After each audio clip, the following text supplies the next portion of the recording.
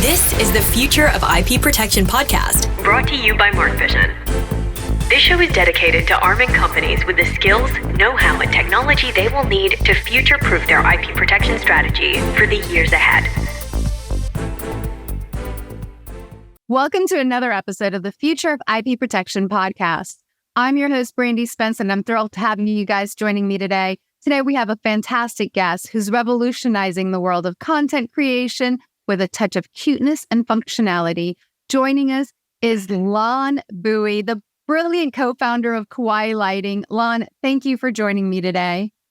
Hi, thanks for having me. I'm so happy to be here and talking about this because it's something I love talking about. We're excited too. And Lan, did I pronounce your last name correctly? Lan Bui. Ooh, I did. Okay, good. I always get anxiety over those. Like, oh my gosh. Since I was little, my name's been mispronounced so much. And my name that my parents gave me is actually not even pronounced Lan. That's just the American pronunciation that I grew up with. But like, if you go back to the roots of my name, it's not even pronounced that. So I never care. I kind of understand. I have two D's in my name, which always tempts people. It's like a Branddy. Like, yeah. I have Island D. The second one's silent. That's right. The first one's silent. Yeah, listen, I love Kawaii Lighting, which is a company you developed and the product that you have right there behind you. Can you start off by telling our listeners, giving them a brief overview of Kawaii Lighting and what inspired you to create such an innovative and adorable solution for quality? So ever since I was a kid, I love technology, like anything technology related or future stuff, just anything new and fun and fresh. So when social media was just, I love checking out social media stuff. I was actually in China at the end of 2019, and I was working on another company that me and another partner own. We make Minecraft toys, officially licensed Minecraft toys. And so I was there working on that business. I was living in China to just finish up some stuff there. And just because when I was a kid, I always loved technology, I heard there was this market called, I think it's pronounced Huaqiangbei in Shenzhen. And it's where all the new electronics get released. And think of it like a swap meet. It's a permanent swap meet. And each stall is a showroom, a very rudimentary showroom for a factory somewhere in China. And it's all electronics, from every button, every camera, every chip, every tiny little component to every big screens, laptop screens, like any component you could imagine. You walk down these aisles and you can find these components. And I heard about this place and I was like, okay, I got to check this out. So every week I would take one whole day and I'd go to the market to just go see, okay, what is the new technology that's out there that I haven't seen? And I was actually looking for very specifically, I was on a mission. I was like, at the time, I'm like, okay, Amazon is doing great. Like, okay, cool. I've never sold on Amazon. I was like, let's find something that I've never seen in the US that I could sell on Amazon. So during that process, I found a few products that looked kind of exciting. None of them, I went to meet the people. It just wasn't as exciting. Then I found a factory that could make these ring lights. And immediately I was like, okay, wait, this is an idea that we could go with. So I did a factory visit. We made a deal with them to produce these lights for us. And it was just like instant happiness. We got our first 4 samples. This was all during the pandemic, like the beginning of 2020. Which is a perfect time for ring lights.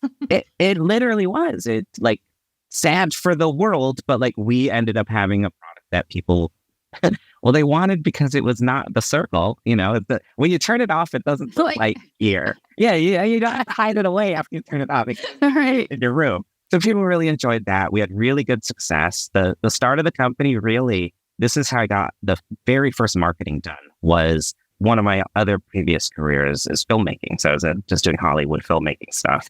And my makeup artist, I was like, hey, I wonder what they would think of this light.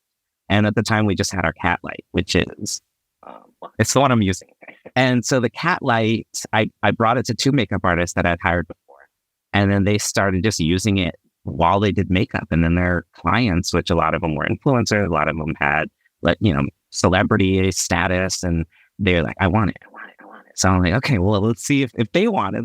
Let's give it to them. And then a lot of them just did shout outs for free. It was so unique. They'd never seen something like it. So they're just like, yeah, give it to me. And then we get like from these people with I don't know, 2-3 million followers. They just do a whole week's worth of videos for us for nothing, just because we gave them something they'd never seen before. So that was the price of free promotion, right?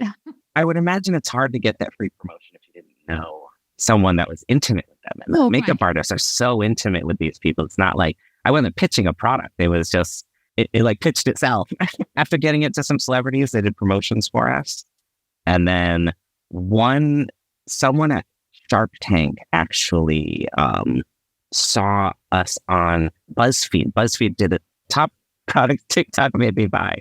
And after that list, Shark Tank saw us. They reached out to us and they're like, hey, this isn't like a foot in the door or anything. We're just saying we're inviting you to apply because we think that if your business is in the right stage, you'd be a good fit. And we're like, I don't know. I've always just been against investors. I want to do it on my own. I just want everything to myself. I feel like my other businesses, it was good to do that. It gave, like, especially the Minecraft one, because that we learned, from the ground up, dealing with Microsoft. We're the behemoth. We're a 2-person company with contracts with Microsoft. It was so ridiculous. Huge. I'm saying, yeah, overwhelming. But it was just relationships put me in the position to be able to be doing those deals.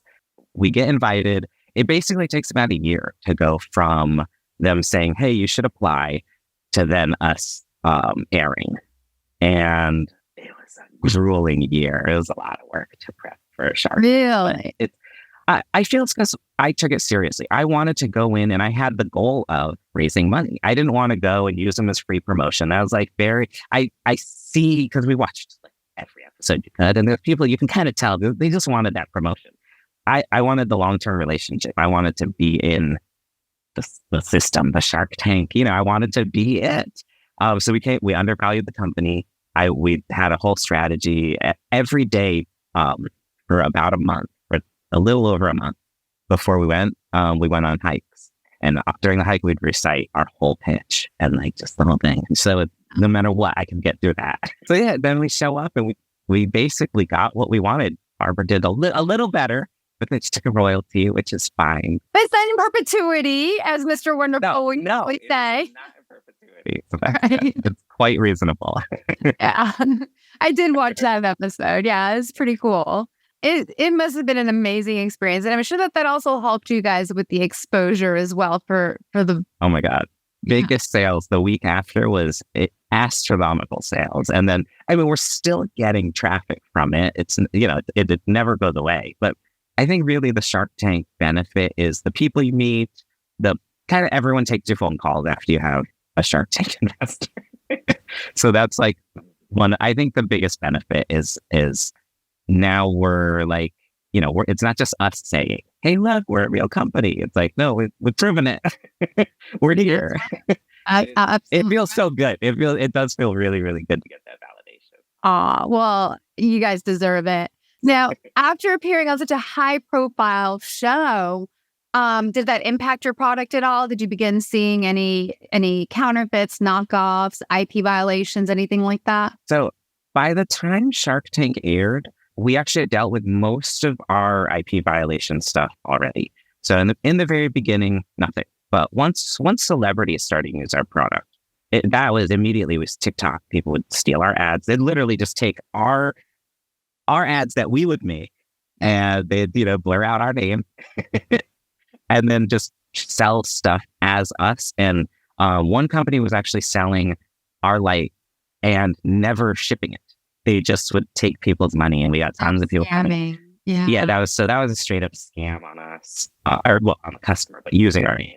And then on Alibaba, on AliExpress, on all those websites that people source from China, they'll use our Kawaii Lighting, our trademark, just to get their listings. So for that, our actually we basically, the deal that we have with our factory is we're like, you guys have to go after those people for us. So we just, in our negotiations with them, I just have them, it's a pretty simple process. If I ever find a violation, I send it to them and then they do their best. And pretty much every listing's been taken down. And what they do is they contact the sellers because they have their network of people, and then they're tied into Alibaba. Like they have official channels that they can go Yeah. to. Yeah. So you have your factories actually doing that, huh? Oh yeah, because I don't speak literally the language, Right. but like that. Yes. And these vendors are usually in Asia, right? Yeah, pretty much all of our counterfeits that we've found have been in Asia. There were a couple companies in the U.S. that started to. They made it look as close to us. They did the thing where they get as close as possible without, crossing the line. They didn't call it Kawaii Lighting. It was, They were like knocking it off, not really infringing on the trademark or. They're going as close as they can. But all of that, I don't take it personally. I just am like, the market's big enough. If they're going to keep selling, that product's probably inferior to mine. And then once the person buys it, they'll determine whether or not that was worth the money or not. And eventually, if there's someone that's looking for high quality, because I'm not looking for someone that's looking to have a low price. That's just not my customer at all. I have some products that might work for them, but really, I'm looking for someone that's looking for a U.S. seller that has U.S. customer service. If any issue goes wrong, your warranty covers it. I'm here. You're literally, but people talk to me. Right. So it's like, the person selling to you when you buy from Kawaii Lighting. So. Yeah, I mean, you're getting real high quality and all of that, as you mentioned, customer service that comes with it. So you mentioned you've got the factories dealing with the sellers, and you go directly to the sellers. So you're doing more of what we might call like a soft notice to them. And yeah. Have you gotten a lot of results out of that, directly going to the sellers? Yeah, because no one's been big enough to take the risk. It's all smaller sellers that I believe it's risky for them to risk their account. Mm-hmm. And, it hurt their income if they keep going, because they probably have 100 other products they're selling. And if this one's a pain in the ass to sell, then they're not going to sell it. Just like I know there's another company that they didn't use our name, but they came out with a product very similar to ours and use all our keywords and all that. And they've come and gone. So they don't even sell anymore. It's just, they couldn't handle it. I think their product they broke too fast. And a lot of those customers have now come to us because people, they talk to me and they're like, oh my God, I bought this shitty Amazon one. I thought it would be just like yours. And now that I have yours, now I know why I should have bought it. And it's just like, I just keep standing on that ground. It's like, that's what keeps paving the way forward for me to not be so worried about all the knockoffs. Is the knockoffs, they're looking for the person that's going to spend much less money. They're not necessarily even my customer. It is a threat, but I don't feel that as a threat to my business. I could see that. I mean, they're ultimately looking for a cheaper product, and it's not the actual product, so it's probably not going to stand the test of time, but that's what they're looking for, so be it, right? That if they're looking for quality... They're not looking for my product. They're just, at the end of the day, the shape might be similar, but they're not my customer. Right. Now, that said, if they were to basically use your brand marks, your trademarks, your copyright, and then try to sell product, that's happened. And that, luckily, I haven't really felt that a lot. Like, some people have reached out to us afterwards and been like, your product sucks. And then I look up their order and there's no order. I'm like, well, where'd you get it? And they're like, oh, this random place. Or like, it's Amazon. I'm like, well, actually, that's not our product. And so on an individual basis, we're able to deal with that when people reach out to us. For us, it hasn't happened on a mass scale. But you deal with those, you enforce against that when that does happen? I am not a big enforcer. Okay. I kind of let the cards fall. I feel like our reputation really carries us. And when people try various things to damage it, those businesses, the scammy ones that try to rip us off in those manners, they're in to just get cash. So they're in and out. So every time we've seen someone do that, it's on Amazon, they list stuff. Maybe there's 25 units that get listed. And those are in and out, and then I never see that seller again. So it's just not something that I really try to push very hard. The market's still so big. I'm still not reaching enough people. My efforts are much better spent finding new customers than going after the customers that are, just in my eyes, just never were my customer that I care And has about. it doesn't sound like it's really affecting your bottom line or your reputation just yet to really... Not yet. And if it does, yes, of course we'll start taking action on it. You sell direct to consumer? Is that how you handle things? Yeah. No, I avoided Amazon because our price point and once I worked out all of the logistics, our box is way too big for Amazon's their system. You get much better results if you have your packaging that's like no bigger than this. Yeah. let's say, you have a very unique perspective about how you go about things, right? You're using factories and not really lawyers or anything like that. You are very much direct to consumer. You're not really too concerned, it seems like, with some of the potential infringers out there. What advice would be your number one advice then to businesses that are, in the same, trying to get big and, they're also probably the next Shark Tank out there, right? So what would you tell them? I think I'll speak to what's worked for me. I don't know if it'll work for somebody else, but I've always from day one knew that 3 months from now, someone's going to come out with the same exact thing that I'm doing. So whatever I make, 3 months later, there's going to be another one. So keeping that in mind, the only option I have is to make the best or the coolest or have the best marketing. Something has to be the best to counter the fact that anyone else can. I mean, yeah, we have a patent on this in US and in China, but that doesn't mean that someone's not going to make the same exact thing, then we got to go after them. So with the inevitability, it's the expense to go after it right now is not worth it. And the day that it becomes worth it, that's when I'll do it. It's just numbers to me. So it's like, just seeing a different approach. Yeah. I mean, if the numbers showed me, like, because we monitor any new seller that sells stuff that's competing with us, we're seeing we're using every tool we can. It's okay, what's their stock levels? How many of their units are they selling? Blah, blah, blah. And it's the volume is never there that we can detect where we're worried. So until it's like a little over my comfortability level, I'm just going to be like, let it happen. I see it like as a little alarm, and you're like, kind of like, over here. Once it gets over in the red zone, then okay. Yeah, then it'll go. Because it's like mental efforts too, stressing over IP and all that. It's doing the Minecraft stuff really taught me a lot about how, the biggest companies in the world handle their IP.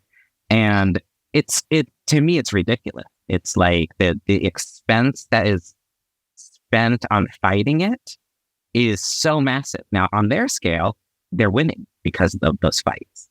But at my scale, it's like I can see at scale, of course it's worth it. But I feel like most small to medium businesses, it's actually much more stressful and not necessarily worth the money to do it. I spend my time developing new products, developing new sources of income than to just go after the lost income. That's just my approach. So I don't want to be an alarmist, but I'm going to ask a question. Like, I mean, you're dealing with a product that has electronics to it, right? So It's got to be plugged in, all that good stuff. You probably have UL certification on that, right? I would say you've got those counterfeits that are using your names. If something goes wrong, then what? Like that could be a big try get sued. Deal. But that's why we have insurance, and you deal with those on a case by case basis. Part of doing business is that risk. Like we make kids' toys. That was scary. Well, listen, looking ahead, what plans does Kawaii Lighting have for the future? What are you guys doing? What do you think in the next 3 years your business is going to be? What didn't air on the episode was part of just the general pitch of the whole business. It made for much better TV, but basically Kawaii Lighting was started as kind of a test phase 1. It's like, do people like cute electronics? It was cute lights in the beginning. It was just like, okay, what if the light's a circle and people are buying it? If it's cute, they'll probably buy it too. And that proved correct. Then we came out with some more products that were technology related. And so Kawaii Lighting was a company. Now we're going to go into Kawaii Technology because our microphone and a few other things that we've developed. So I was eyeing that microphone. Oh yeah. Yeah. So this is our new mic. It came out last year, but we just finished our second production run. So this is version 2. We made some improvements. But yeah, it's technology that's going to be cute. And in general, it's just like, I want to cover someone's computer desk. That's my goal in cute products. And then after that, then we'll keep going. But it's really going to be the hub. The future of Kawaii Lighting is just going to be, my goal is to make it Kawaii Technology. If someone wants something technology related and wants it to be cute, they'll come to us. There you go. I love it. And who doesn't love cute, right? I have all this stuff all over. I know. And for the listeners, the microphone, by the way, is a heart-shaped microphone. Super, super. I mean, how cute is that? Well, thank you so much, Lan, for joining us today. As we come to the end of our episode, if our listeners want to get in touch or they want to learn any more about Kawaii Lighting, where can they go? Pretty much on all platforms, Kawaii Lighting. I'm starting to use kawaiitech.co, but that's the future version. But you can find Kawaii Lighting for now. Fantastic. And thank you all for listening to this episode. We hope you'll join us on the next episode of The Future of IP Protection. Thanks, everyone. Thanks for listening to the Future of IP Protection podcast, brought to you by Mark Vision. If you enjoyed today's show, please do us a favor and leave us a review on Apple Podcasts or Spotify. And if you'd like to learn more about how Mark Vision can help you transform your IP protection strategy, visit us at markvision.com. Thanks again, and I'll catch you on the next episode.